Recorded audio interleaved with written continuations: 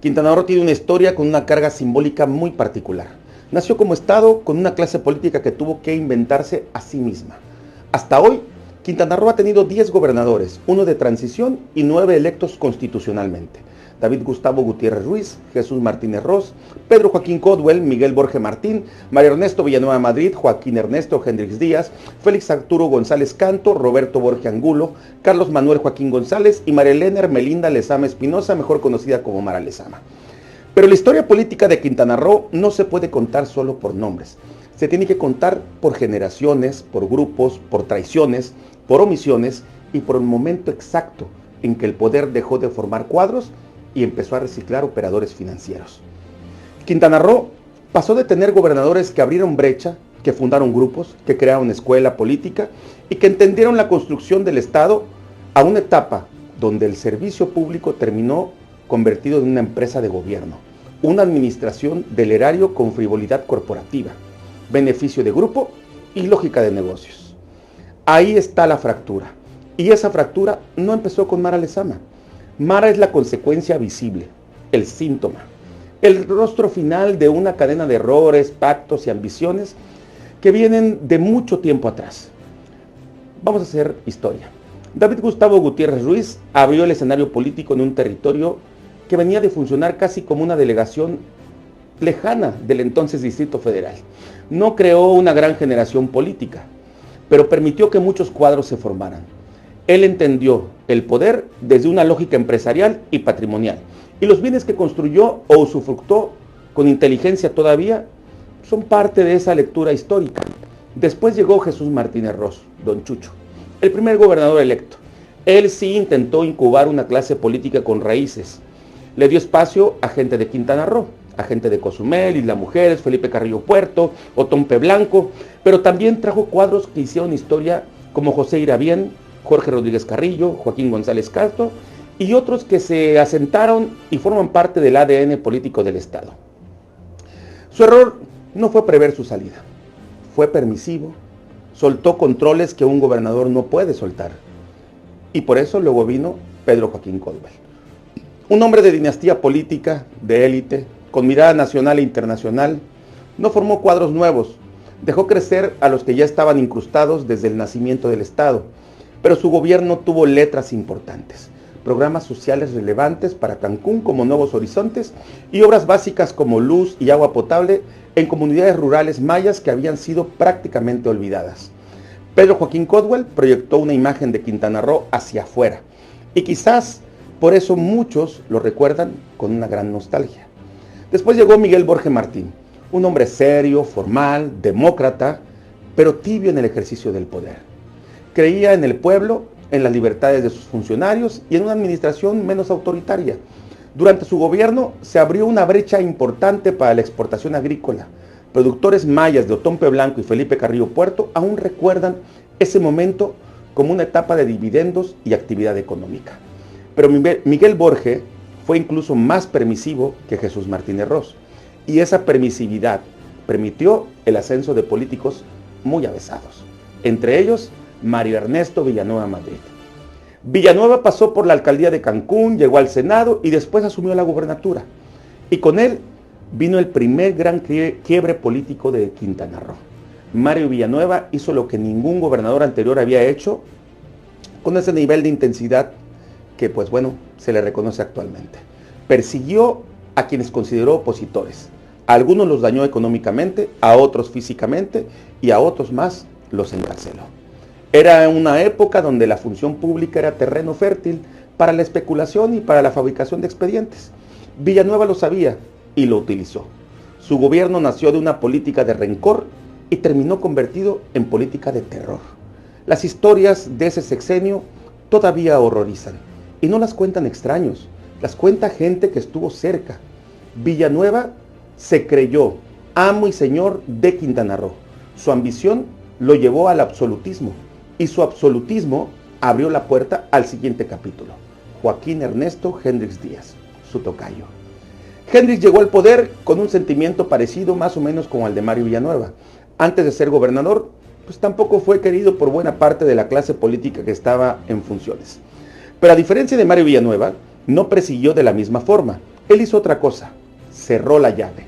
A todos los que leían a Mario Villanueva los ignoró, los dejó fuera, los marginó. Y eso generó un tsunami, porque la generación que dejó Mario Villanueva tenía recursos, estructura y formación para la lucha política.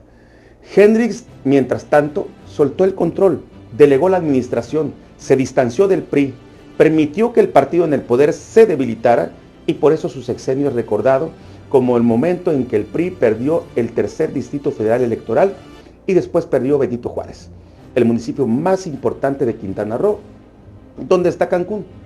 Y ahí inicia el verdadero punto de inflexión. El Partido Verde Ecologista de México gana Cancún con Juan Ignacio García Zalvidea, el Chacho. Pero Chacho no era un militante orgánico del Verde, era un personaje impulsivo, testarudo, novato en política, pero con olfato popular. Actuaba por instinto, y como el instinto le funcionó muchas veces, llegó a creer que eso era doctrina, y no lo era. En poco tiempo, Chacho rompe con Jorge Emilio González Martínez, el Niño Verde, hace pactos con Andrés Manuel López Obrador, entonces dirigente nacional del PRD, y con eso se gana dos enemigos, Jorge Emilio y el gobernador Hendrix. Desde ahí empieza para el Partido Verde una alianza que sigue siendo clave para entender el poder actual en Quintana Roo, Hendrix y el Niño Verde. Esta alianza puso cimientos. Después llega Félix González Canto, cozumeleño, formado en un grupo político de los tiempos de Mario Villanueva, con influencia de personajes connotados de Cozumel, con un gran o un alto nivel político. Félix llega con Alianza del Verde, y con él empieza a romperse aquella vieja división entre norte y sur en Quintana Roo y su clase política. Félix le da dinamismo a la burocracia estatal y abre espacios de primer y segundo nivel a políticos de Cancún, Cozumel y Playa del Carmen. Félix estudió a sus antecesores, tomó algo de Mario Villanueva, algo de Miguel Borge, algo de Pedro Joaquín, algo de Jesús Martínez Ross, pero también cometió un error que sería histórico. Le dio auge real al Niño Verde en Quintana Roo. Le abrió espacios a militantes reales del Verde. Ahí está Ludivina Menchaca, a quien impulsa como senadora junto con Pedro Joaquín Caldwell. Entonces, hay que entender esto. El Niño Verde puso cimientos con Hendrix, construyó muros con Félix González Canto y encontró su oportunidad mayor con Roberto Borge Angulo. Roberto Borge era joven, visionario, estudioso, con intuición política, pero sin experiencia suficiente para enfrentar la maquinaria que se le venía encima. Muy pronto fue copado por Jorge Emilio González Martínez y sus tentáculos. El Niño Verde pactó con hombres y mujeres cercanos a Roberto Borge, se metió en la estructura electoral, en los operadores, en los activistas, en el aparato político, y Roberto, quizás sin dimensionarlo, terminó entregando demasiado. Fusionó la clase política del PRI con la del Partido Verde, y ese fue su gran error de cálculo.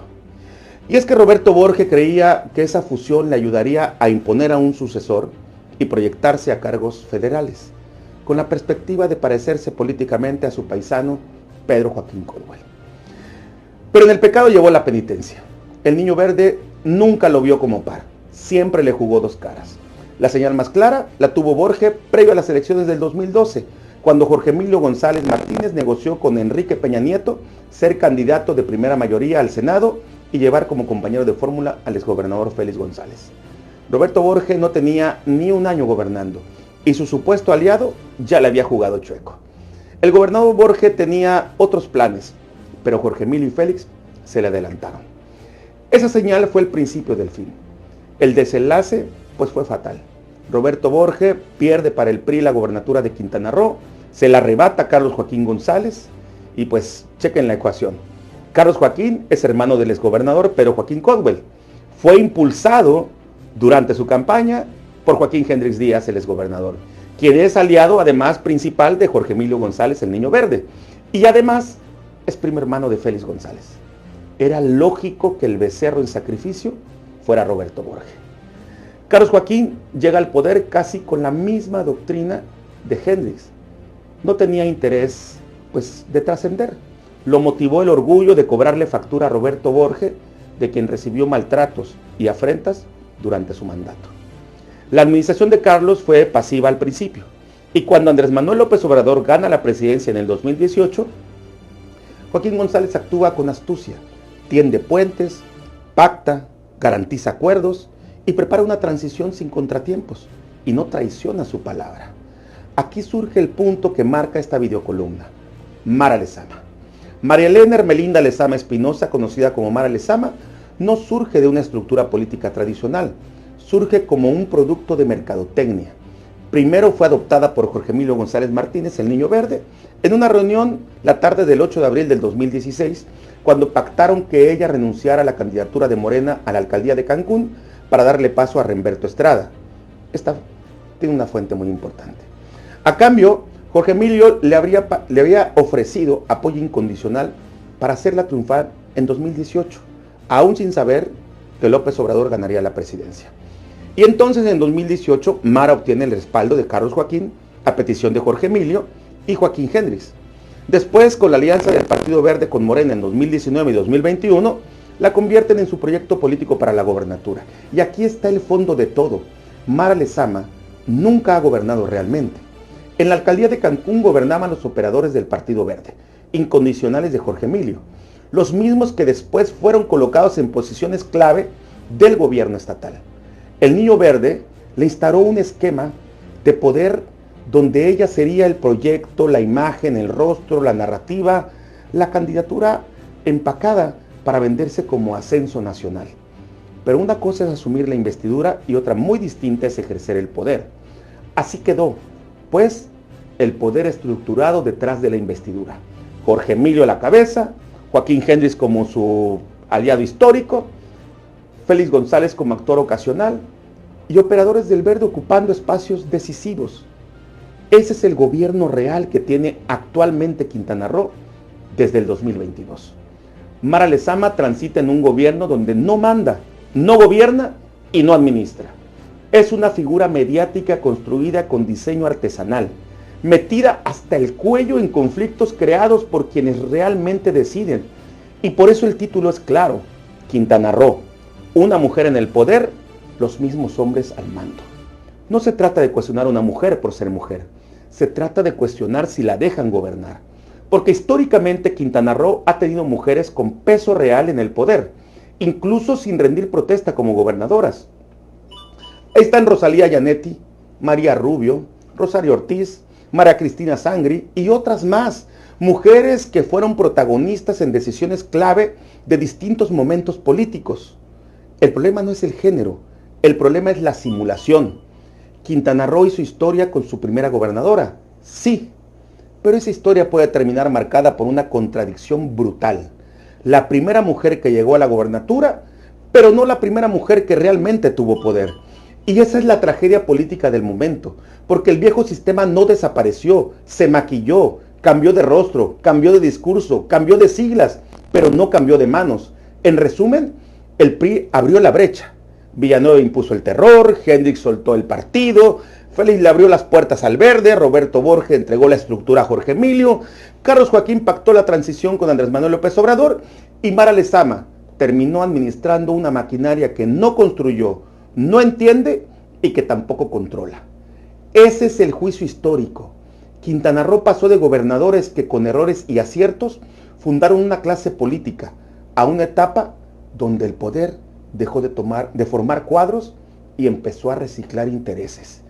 Y cuando el poder se recicla demasiado, se pudre. Hoy Quintana Roo no vive solamente una crisis de gobierno, vive una crisis de mando, porque una cosa es tener gobernadora y otra muy distinta es tener gobierno. Una cosa es ganar una elección y otra es ejercer autoridad. Una cosa es ocupar la silla y otra es mandar desde ella. Mara Lezama pasará a la historia como la primer mujer gobernadora de Quintana Roo, pero la pregunta que debe incomodarla e incomodar a todo el poder en función es: ¿pasará a la historia como la mujer que gobernó o como la mujer que prestó el rostro para que siguieran gobernando los mismos hombres? Estos Juicios del Poder con Jonathan Estrada Internacional para Escudo de las Américas desde El Salvador. Aquí analizamos el poder sin permiso.